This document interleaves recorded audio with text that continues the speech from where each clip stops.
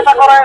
অথচ শেখ মুজিবের আমলের সেই 1974 সালের যে বিশেষ ক্ষমতা আইন, সেই আইন ব্যবহার করে আজকে শ্রমিক আন্দোলন দমন করার অপচেষ্টা চলছে।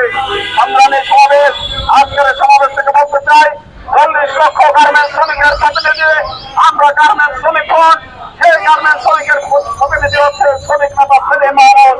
শ্রমিক নেতা সেলিম মাহমুদকে গ্রেফতার করে 40 লক্ষ গার্মেন্টস শ্রমিকের যে আন্দোলন সংগ্রাম, তাকে নস্যাৎ করা যাবে না। এর অপচেষ্টা বিগত হাসিনা সরকারও করেছিল, তারা এই দেশের মাটিতে টিকতে পারে নাই। বর্তমান সরকারও যদি ওই গার্মেন্টস শ্রমিকের রক্তের উপর দিয়ে তারা ক্ষমতায় টিকে থাকতে চান, তাহলে আপনারা ভুলের স্বর্গে বসবাস করছেন। সংগ্রামী বন্ধুগণ, আমাদের আহ্বান, অবিলম্বে শ্রমিক নেতা সেলিম মাহমুদ সহ রবিন টেক্স গার্মেন্টস ইউনিয়নের সংগ্রামী সভাপতি সীমা আক্তার সহ নেতা কর্মীদের পক্ষে দেন। এই সংগ্রামী বন্ধুগণ, আজকের এই সমাবেশে এই পর্যায়ে সমাপনী বক্তব্য রাখার জন্য আহ্বান জানাচ্ছে। সভা সমাবেশ করছি। আপনারা জানেন, রবিন ট্যাক্সের শ্রমিকদের গত 6 মাস আগে সেখানে ইউনিয়ন জমা দেওয়ার কারণে আজকে সেই মালিক কর্তৃপক্ষ চক্রান্ত করে ইউনিয়নের সভাপতি সহ সেক্রেটারি সহ 5 জনকে আটক করেছে। তার আগেও ইউনিয়ন জমা দেওয়ার পর থেকেই এই মালিক নিপীড়ন নির্যাতন চালাচ্ছে। আমরা আমাদের সংগঠন গার্মেন্টস শ্রমিক ফ্রন্টের পক্ষ থেকে নারায়ণগঞ্জ সহ সারা দেশে একটি গণতান্ত্রিক আন্দোলনে শ্রমিকদের যে ন্যায়সঙ্গত আন্দোলন, সেই ন্যায়সঙ্গত আন্দোলনে সেলিম মাহমুদ ভূমিকা পালন করেছে।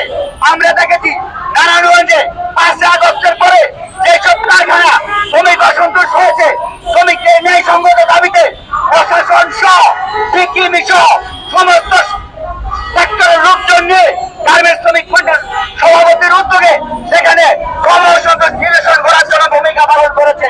সংগ্রামী বন্ধুগণ, আজকে সেলিম মাহমুদ শ্রমিকদের পক্ষে কথা বলে, সেটি হচ্ছে সেলিম মাহমুদের অপরাধ। আমরা সেই সমাবেশ থেকে অবিলম্বে সেলিম মাহমুদকে জামিনে মুক্ত দেখতে চাই, সাথে সাথে তার মামলা প্রত্যাহার করতে হবে, সেই আহ্বান জানিয়ে আমি আমার বক্তব্য শেষ করছি। দাবিতে যখন সেই শ্রমিকরা লড়াই সংগ্রাম করছে, ট্রেড ইউনিয়ন তারা আইনগতভাবে জমা দিয়েছে, তখন সেই আন্দোলন থেকে আমাদের গার্মেন্টস শ্রমিক ফ্রন্টের সংগ্রামী সাধারণ সম্পাদক শ্রমিক নেতা সেলিম মাহমুদকে গ্রেফতার করা হয়েছে।